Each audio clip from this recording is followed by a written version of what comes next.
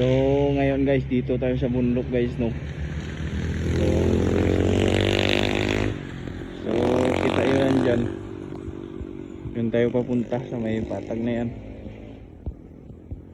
So mamaya kung nandyan na tayo, videohan ko rin dito sa bukit.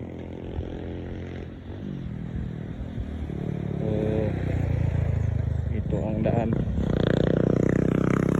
papuntang bundok.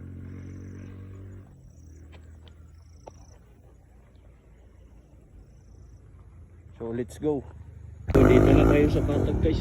Doon tayo galing sa bukid, sa bundok. Doon tayo nag-video kanina. So doon tayo naghalin sa bukid. So punta na tayo sa next destination, Tacloban City. Okay, let's go. Dali na tayo sa Tacloban guys. Noon marami ng cars, tricycles.